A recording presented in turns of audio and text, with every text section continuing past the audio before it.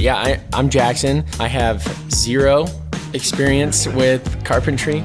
I studied at a school for historic preservation in Boston and learned about how things were built, 250 years ago. There's a long way to go. I'm nowhere near the top. Not that I thought I was, but there's so much more to do out there. Welcome back to the Passion for Craft podcast. We are talking about production builds today. But I know it's kind of fall, spooky season, but production builds are scary to builders like us that nice want to build segue. things right. I like that. Yeah, that transition was good. But that's what we're talking about today. Yeah, it is scary. Talking about some badly built homes, quickly, cheaply built. Go ahead. Why don't you? The reason we're doing this How about we explain why we're doing this? is because I'm working with a builder, okay, who used to work for a big production builder. And which we're going to remain nameless. He shall remain nameless. Mm-hmm. Or the company shall remain nameless. And so he's asked me to help him build these entry-level houses. So this is actually a two-part episode. We're going to do a in-studio talking about it, then we're going to go over there and look at some of these houses. So you're excited about looking at some of these production-built houses. Is that I can't correct? wait for you guys to see the bleep, bleep, bleep, bleep, bleep, bleep, bleep stuff that they're putting on these houses. I mean, it's a really good stuff. The windows especially. And so here's the challenge. This is entry level, might be second home kind of thing, because it's right around $500,000 that we're doing, $400 to $500,000. Hold on, you're saying we're doing? Are you building a production home? I'm helping him. Okay. As a consultant or as yes. Okay. And so you haven't explained that part, just to be fully transparent. I thought you were building the thing. Yeah, it sounds like you're building a production home. No. So I got excited about that. Here's the deal. It's still exciting. You can still stay excited. I do all those design videos on Wednesdays, and I get from people, gosh, I wish you would help the entry-level houses. And so I've done a few Wednesday videos on taking an entry-level house and fixing it, okay? Mm-hmm. This came as a guy who has been building for a big production builder, and it's sucking the life out of him, okay? And even though he could, you ever heard the term golden handcuffs? Golden handcuffs are like, they pay you so much money, you don't want to stay, but they're paying you so much money you can't go. And so he could get into that kind of situation with this large production builder because he has a path to really grow in the company, but it's just sucking the life out of him. So he's been drinking the KoolAid, that you've been mixing, that I've been mixing, the not so big house, suburban nation, talking about the problems with production building and everything else. And he's like, I want to go build houses. Hold on, pause. Idea. Do you have a KoolAid reading list that you could put out there? I did a starter library for builders on YouTube. It was also in conjunction with an article I was writing in Fine Home Building on a builder's library. How long ago was that? 3 years ago, 2 years ago. Updating, or is it pretty solid still? It's still solid. All right, I'm going to check it out. In any case, I'm helping him design a house. Okay. Now, full disclosure, if this works, we're going to go build more of them. So when I say we, it's just he and I are just starting to work together. And so we see an opportunity. Okay. So that's why we're doing this. Okay. Cool. How'd you meet this guy? Friend of the family. I've known him for a long time. I thought maybe he was one of the ones who watch your videos or something. Yeah, I was curious if it was like a patron or a. He's drinking the KoolAid, okay, that I've been mixing, but as hopefully everybody out there has been. And so he's wanting to put his money where his mouth is. Now, here's the problem. As we began talking about this, we said, that there's people that are building in the 250 to 350 range here in Texas, and we're just like, we can't do that, okay? Mm-hmm. And so because of his connections with Maybe I can bleep it out. You're gonna have to bleep that out because of his relationship. His relationships from this large production builder. We actually know some builders who will do this for us. Okay. Wait, when you say do this for us, they'll build the house. I hear you. One of the things that you've talked about in the past is this fight that you have to have with the builders, with the people, with, all this stuff. Are you going to have a similar battle with these guys? Like, yes. But when they say, like, we can do this at X cost, is it really going to be X plus 15%, or is it like, is this just a trial run? We're trying to see where it's at. We're trying to see where it's at. Well, it's a two-part thing. One, we want to see if we can build it, competitively. Two, and so when I say we, there's a builder that we'll subcontract with. There's help around us that you're assembling a team. Correct. Nick Fury style. We're all.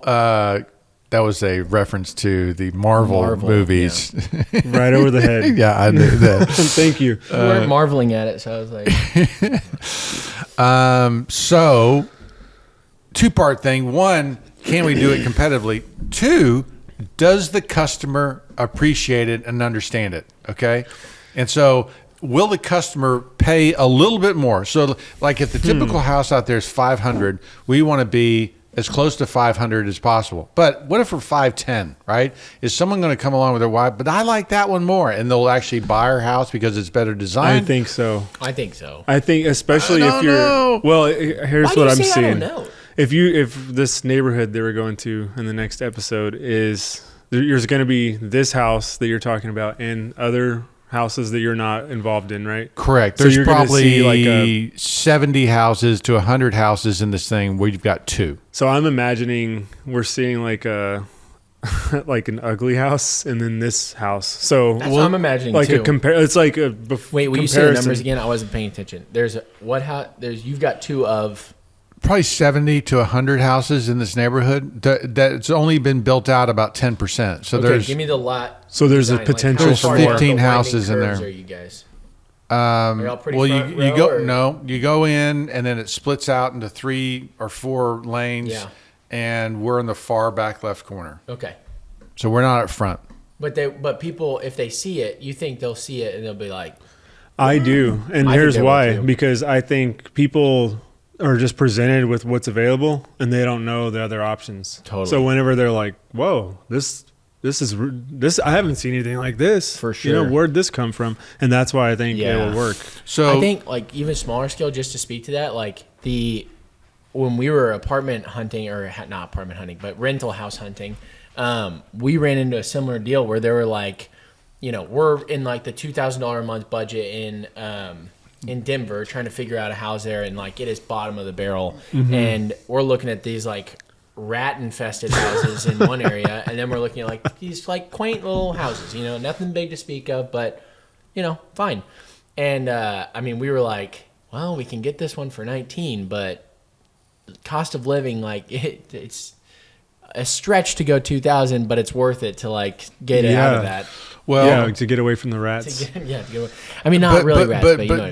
But will beauty, okay, be enough, okay? And here's the other challenge. Like these windows I'm going to show you are just atrocious. They're just terrible. Are yours gonna have 500 years in it, or 100-year windows in it? 500.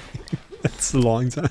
The 6,000. no, we can't afford to put a 100-year window. The 100-year window package would be 25% of the house. So it's just we're buying windows. The window budget's $2,000. Dang. And there's like 20 windows in the house. It's $100 a window.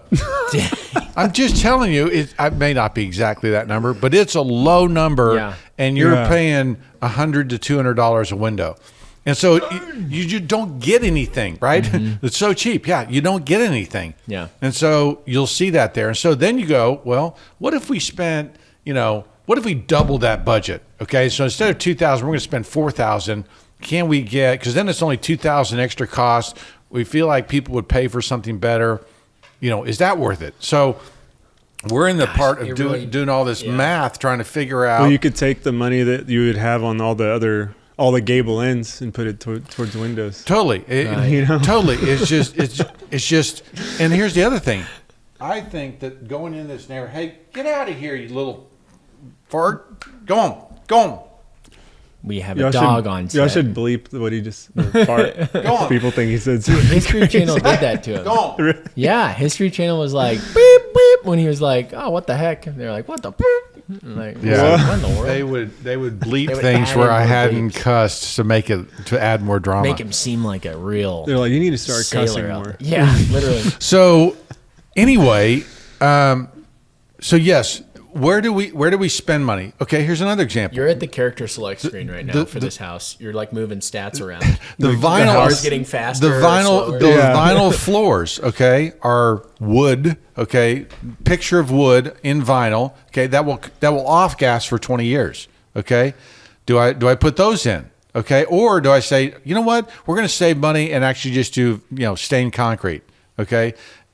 Anyway, we're just all of these different pieces and parts that we're This is trying a to big challenge this for is you. It's so- a huge Because challenge. for you to I put was your gonna stamp say- of approval on this, Yeah. will you be putting the whole stamp of approval on something like that, or are you just Probably not. I Okay. mean, I don't think it'll be a whole product. We've talked about naming it. My branding manager she was just like, do Yeah. you delete your brand by, saying, "No, I'm doing starter houses"? I don't know. And so it's tricky? one, we've got to figure out if it works. Figure out if people will pay more for something that's beautifully designed or something that's built to last longer, right? Can we get that message out? The other piece is that, you're in a neighborhood, let's say it's 75 houses, and we've got 2 of them. Okay. So we've got 1% of the Yeah. deal, right? And so there is going to be a style, thing that, because you already see there's 20 houses out there, they already start looking alike. There's 1 or 2 that are a little bit different, but a lot of them just look all the same, and they're goofy. And so, can you put this awesome, cool house in a neighborhood where all these other houses, or you'd be like, that's weird, it sticks out. I don't think people would pay for great design in a neighborhood where there isn't great design. Interesting. But when yeah. you're That's very true, because if you care about design, you generally care about the surrounding look too. And so and especially if you're the last 2 houses in there and the design aesthetic has been established in that neighborhood, you really can't get too far away from that. So what we've designed for the first one is playing off some of the things that others are doing, but trying to do it better. Mm-hmm. So, and I'll take a picture of what we did. I did a video of it on a Wednesday video, and people have already seen it. And so it's one thing that's so interesting about this is like you really are messing with the what do you spend money on? How do you put this thing together? And in such a way, it's so interesting because when I hear the idea pitched at the beginning, I'm like, his house is gonna dust these other houses, right? Mm-hmm. But then when you're saying all the costs that you're going into it, I'm like, ugh, this house may suck. yeah. You know? There's no moldings in it. They all look the same, and it's just So you're just it's not like- even I shouldn't say there's no moldings. There's just very few moldings. You go inside, there's 0 character. Well, that's what I'm kind of curious about. Is is there any way to add that kind of stuff? And what is that? What? But this is where you get back to accent walls. I go into this house, and I'm like, Why do you do that to me for accent? because you built accent walls. You're the only one who's built No, them. I know. I've tried, but You got that accent bench. yeah, I built the accent bench. It's I know why they do that now. I know they have those stupid signs that say gather. Now, you know why you do gather. that now? We've been telling you. No, just kidding. No, I'm kind of like you've seen these for years. And I'm like, I get why people are doing this. I've Cost. spent more time. No. What are you talking about? You're saying one of the biggest obstacles here is money, right? Because cost-wise, No. the way that they would do the reason they would do an accent wall is because they don't have moldings, they don't have wainscot, they don't have other things that would cost more money to put in their house. No. They're looking for something that will just add interest anywhere. Mm-hmm. We could Okay. do the shovel storage from Pinterest. That'd be good with some PVC. in the garage. You gotta angle the Yeah. cut on the PVC. Yeah. So you can get pipe. it in. So you can So- fit the, Well, you brought up something just now. You said it's going to have no character on the inside. So is y'all's goal to just make the facade, the elevation, good, and then screw the inside? Is that? We are. How do I say this nicely? We're working to game the system, and so we are. It's this is a crawl, walk, run thing. Okay, so this is the crawl. We're just seeing if people drive up and go, I really like your house. Whether we can have a we build 2 and they like them enough that they want us to build 5 more in the neighborhood, right? Mm-hmm. What kind of response are we going to get from people? Are people going to notice? That's one thing. 2, can we build close to this price point? And what are the key distinguishers? Yeah. I mean, like if we spent more on windows, like I was saying, what if we didn't do those vinyl floors that off gas? What if we just present this information and said, hey, did you know that those vinyl floors are going to off gas for 20 years? We don't want to put that, so we spent more on wood floors, right? Mm-hmm. And actually explain to them why the house is $525 instead of $500. But people are like, well, I don't want that. That's unhealthy. I'll pay more for that, right? So this may sound ignorant, but I do think if you can get the house to $550 and do a lot more of that stuff, 50,000 is. I think you can get more people. So we're trying to figure out that. We're trying to figure out it now. If we do this, okay, we would want to go do our own neighborhood. That would be the big goal. That would be the dream. Yeah, I agree. So then you can talking about that. Then you're let's say we did a development. We're looking at a piece of land that has 10 lots on it, 12 lots on it. That we can establish our own character, our own details, our own story, our own thing, and then you're driving in, and as soon as you drive through the entry gates, you're like, where am I? This is cool. What's going on here? And that gets me. I dream about that. Literally, I hope you pull this off. I hope somehow. you can get that done, because if you can get that done and you have some straight lined roads that people want to drive down rather than going into a freaking gated community that goes like this down the hall, like. That's so frustrating.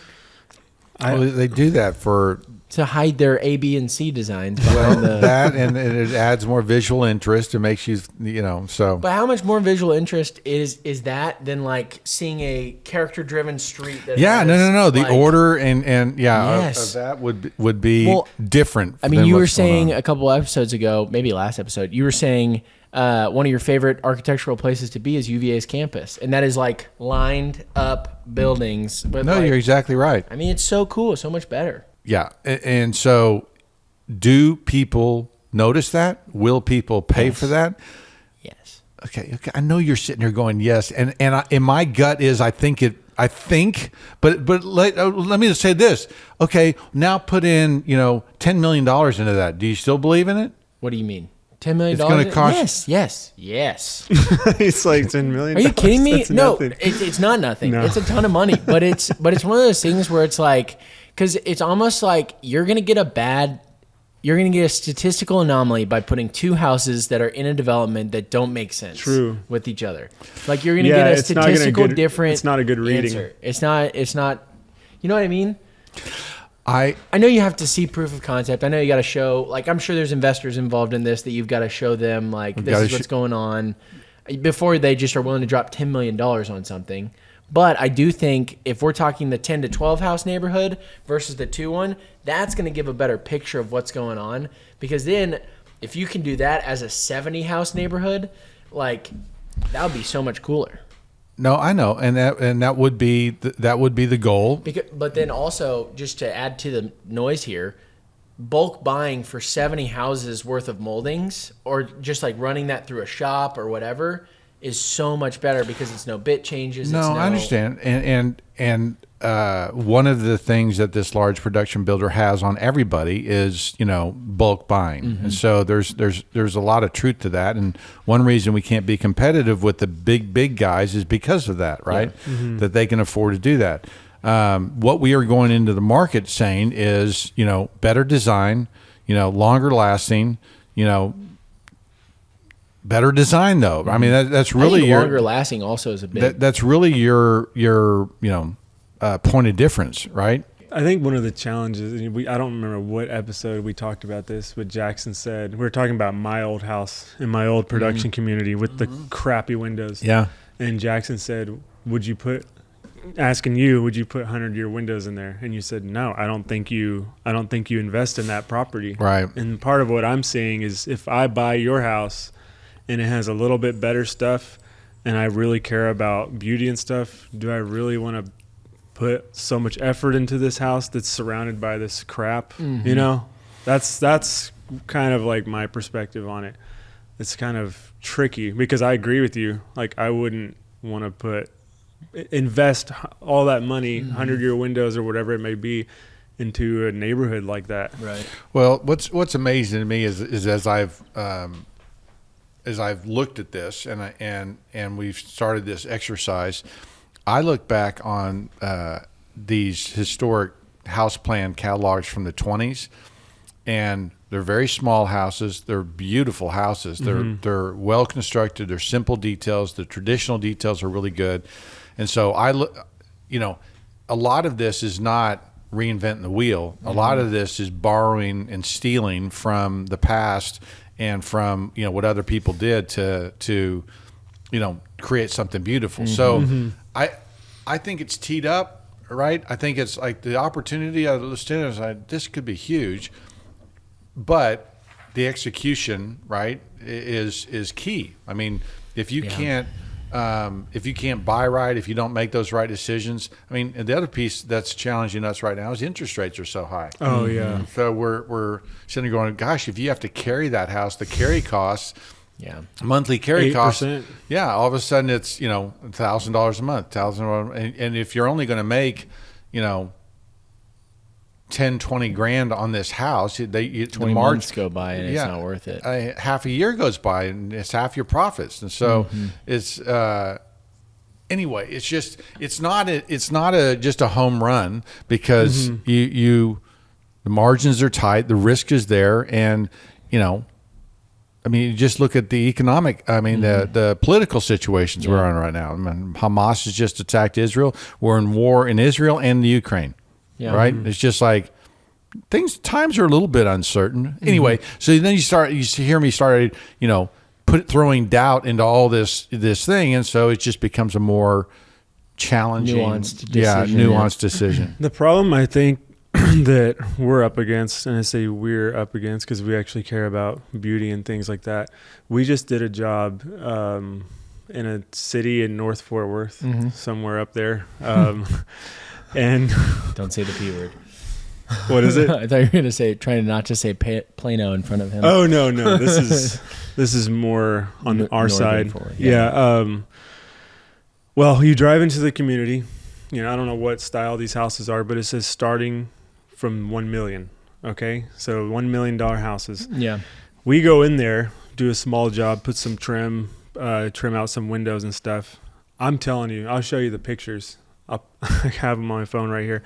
There is not a straight wall in that place. I mean, to the point of almost it's like a meme. Like it's like satire. Like I put my level on and it's like ding, ding, ding. I'm exaggerating right here, but it's an inch out. That's so crazy. So I was talking to the guys when we were doing it. I'm like, these are businessmen. They don't care. Yeah, they want profit. They don't care. I mean, if you can care, you're halfway there, and they don't. Like they'll pretend, and then they'll like give lip service to. Well, that's why there's this opportunity is that it has become a total. It's chaotic. Well, it's formulaic, right? It's a widget now, and all of a sudden, well, I can build that. They have. I mean, the stories as we sat down with the builder who is going to build for us. Has worked in the high production world, and so he has the subs that do the framing and stuff like that, but he can't see. What he was explaining to me is that these large production builders, everybody subs out their work. Did you believe 25 20 25 20 the large production builders, none of them have 1,000 carpenters on staff building. Right. It's all subbed out. Right. So their framers are framers that want to stay in the same neighborhoods. They want to do one house after the other, and they are fast. Okay. Now, there are a lot of, them don't know how to build. Okay. And, he was describing stories just like that, where, the framing and stuff is just all out of whack. And so he our builder stopped working in that fast world because he just couldn't put up with the terrible craftsmanship that was taking place. The problem was what happens is that one of those builders, let's say he starts out and he's doing that production world and he's got this guy that can't frame but does it really cheap. And he goes and he gets an opportunity to go build $1 million house. He's taking those subs with him, okay, and they are trying to build that $1 million house, but they don't know what they're doing. Yeah. So the level of craftsmanship and the level of quality out there that I've heard about since then, I complain about quality on our jobs. The quality that and the challenges that they're having on their jobs are 10x exponential. And you sit there. I've sat there and I've sat there from the outside and complained about what those houses look like. Now the more I know more now, and I'm like, they're even worse than I thought. Yeah. I mean, I thought they were bad, but they were really bad. Yeah. Yeah, and I feel bad ultimately at the end of the day for the homeowner because that homeowner was, when we wrapped up, he was like, hey, I'm really happy with everything you guys did. Can I ask your opinion on some of this stuff? And he was showing me some of the stuff. I didn't notice it, but since he's lived there, he's had time to absorb some of these issues. But, I'm in work mode. I'm trying to do my job. But he takes me up to the staircase, and you know how there's mitered skirt returns, so the basically the riser and the skirt, they miter into each other. Yeah, it's a really nice detail. But what they did here, he's like, basically it looked like there was a bunch of like not wet paint, but paint dripped. And I was like, that's weird. I started kind of poking at it.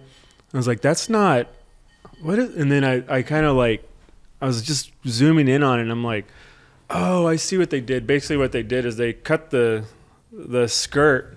Just normal, put it on, and then butted up the riser, and there you can see the ingrain of the MDF, and what looked like paint drip was caulking to float it out, and it was just all like I'm telling you, like I wanted to take a picture, but I was like, I don't want to like be disrespectful. Yeah, that would stink if you're that guy and you're like, hey, let me just take a picture of your home. This is so bad. Let me take a picture. And the guy is so nice, and he likes good stuff, and like that's why he sought us out. And I'm just like, what do you do with someone like I feel bad. It's $1 million. I mean, the other thing that we continue to hear on this program, as well as just in general, this chatter is people don't want to pay for that.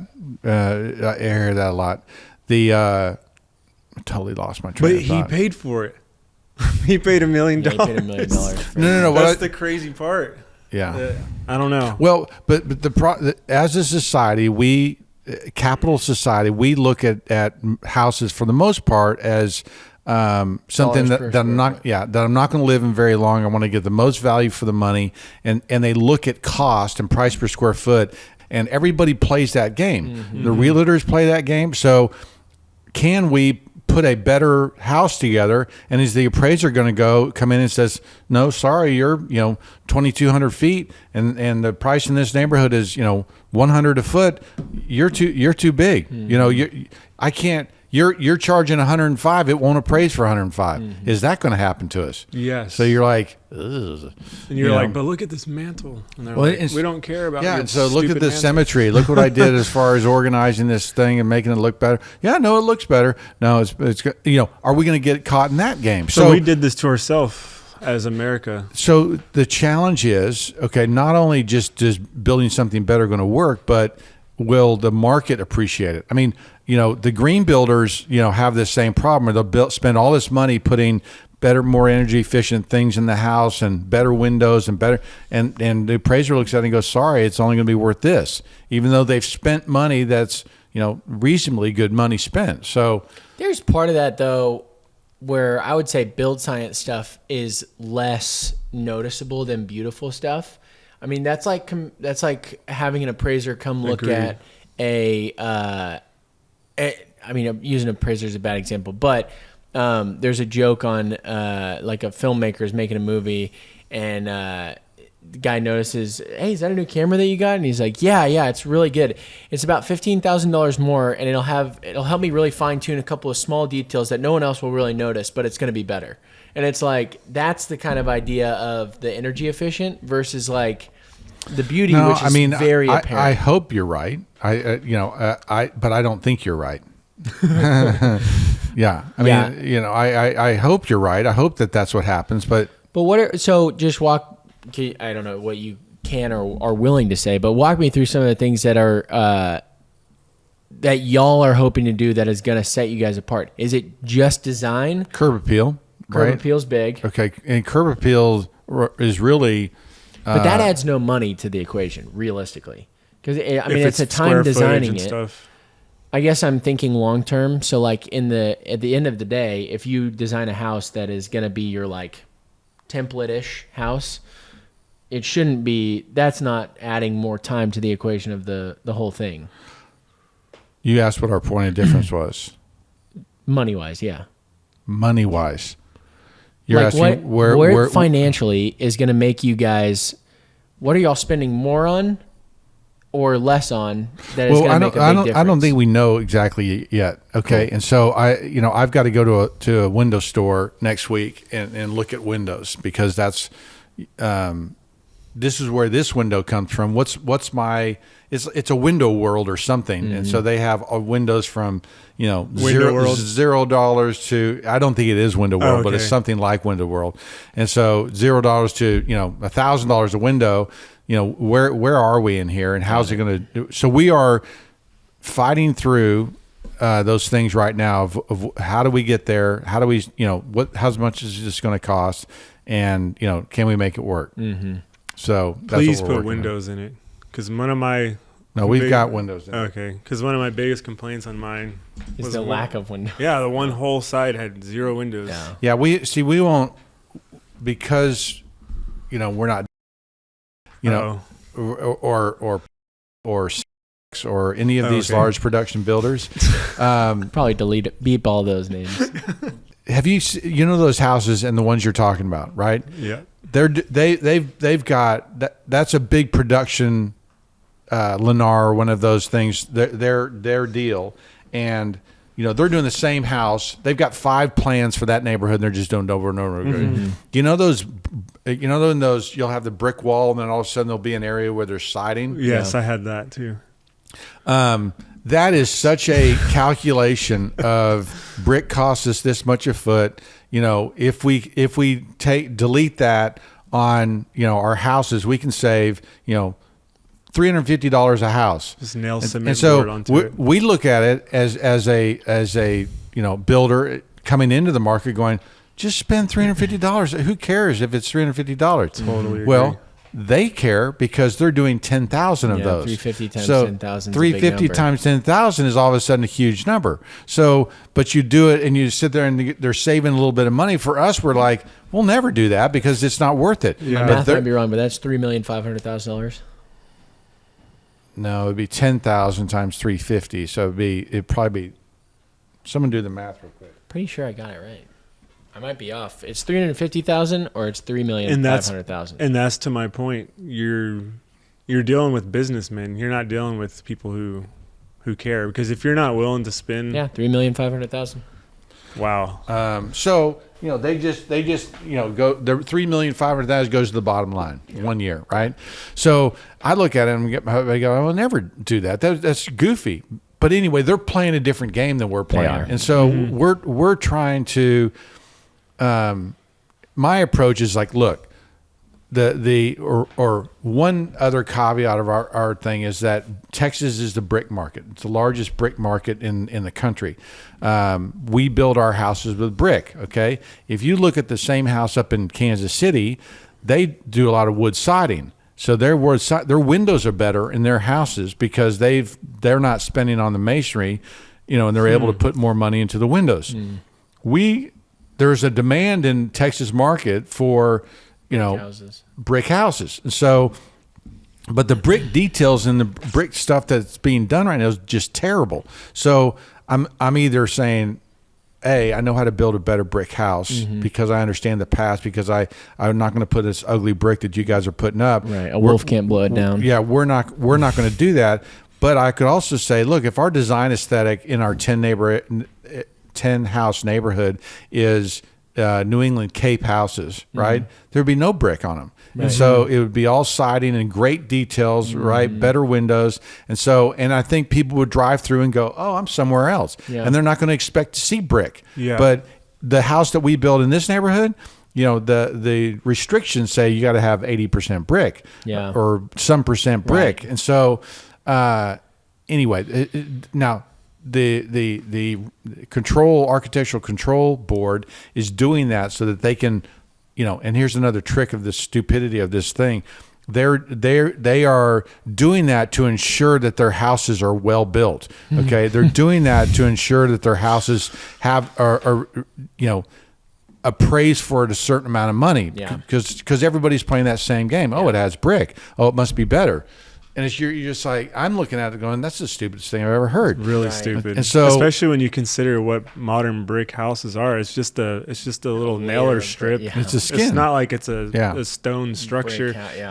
So again, this concept right here, the fact that a brick house isn't necessarily better. Okay, I mean, I suppose that there's flying projectiles around, a brick house is better, right? But it's this day and age. Yeah, we don't. Anyway, so it's just there's no need for it. Can we break regional things like brick, that your house has to be brick? Can we break through those things and will people still buy? I think they will, but it's not. I love a good siding house. I do too. When it's done properly with the mitered corners and it looks awesome. Again, great details, right? That we could get pretty excited about. And so not the strip, the little strip coming down. So I have a question. We're trying to figure out how to build this and how to enter this market, and that's what we're doing. Actually, I have an idea for you. Not a question. It's an idea. It's very fun. So when you're building, not if, when you're building the 70 house group that you guys have coming up, one really cool thought would be to do different streets named different styles of architecture. And it's almost like a showcase of like cool things. So it's like New England Street, and it's all like New England style houses, or like I don't think you do that in the same neighborhood. I don't think developments. Yeah, multiple developments. I think there is efficiencies that I think help everybody out. Okay, you can build more efficiently. The customer knows what to expect. There's efficiency in scalability and everything else. So if you did, say, a 70 developed thing and you wanted to do New England, right, then yes, I can see, introducing those things. But I think you take advantage of, buying power and things like that so that people can get a house for less money. Right. And also you can think through really cool things like cobbled streets, like a New England style homes. You do like you know what I'm saying? Like long term, I just think about those planned neighborhood developments. I'm just trying to figure out, again, it's crawl, walk, run. We don't have to solve it now, but you're so small scale. I'm just trying to. What is there? Talk me through this. I've heard you say one of the things with the old planned houses was they built a lot smaller back then. I know the neighborhood that you're walking into right now, you probably have a size requirement that you have to hit, square footage amount. But if y'all go to that 10 house neighborhood, would y'all ever want to do like a bunch of our size houses, or would you want to do them bigger just for the sake of that's what people are expecting? I think the business plan is that you're targeting the second home market. Okay, you're targeting the person that's just come out of a production builder's house and they want something a little bigger, a little better designed, and a little anyway, just they're ready for that next level. And what you're describing is maybe that third step. Really? Yeah. Smaller is a third step. Better, the details that you're talking about putting in there, smaller, better. Are I don't know this for sure, but I think we're talking about phase 2. I think as a business plan, and it's still extremely early, but as a business plan, you're saying does good design sell? Okay, then what is our opportunity to go into some of these neighborhoods and to be a developer and to but set really strict design guidelines that follow an historic precedent. Like, I think it would be pretty cool to go do a mid-century modern neighborhood, right, where everything's low, everything's single story, everything's ranchy with some ranch stuff. Means nostalgic. It'd be fun, and so I think that could work. And so and ranch houses aren't expensive to build, right? So if you're staying historically appropriate, and so. Anyway, it's just there's things like that are fun to me. Yeah. That would be, opportunities. Yeah. I remember in one of your talks you have like one slide that shows like the Beautiful House magazine or House Beautiful, and it's like all colorful and pretty. And then the next year is like these three businessmen standing in front of an ugly house. We are like, ever since that point, we're trying to get back to that. Yes. Yeah. So you had, yes, those are builder magazines. Okay. That's Building Age magazine or American Builder magazine. And yes, pre-World War II, you had a lot of pretty pictures and pretty houses. Post World War II, a lot of men in suits. Yeah, it's business, it's production, it's the things that they're talking about in the builder magazines are completely different. So, yes, exactly. We're fighting that. We're trying to get back. We're trying to get away back from to the tone shift. Yeah. Here's the other hope is that we go into that neighborhood, we do that, and the other builders go, hey, that sold pretty quick. Wonder what did he do? What happened over there? Yeah. Why did his house sell? My house didn't sell. His house is more expensive than my house. Why did it sell? That you can change the tide in that little neighborhood just by doing something better. Everybody picks their game up a little bit, and so this guy from the family friend, is he doing this through that big builder still? No. Okay. No. All right. Yeah.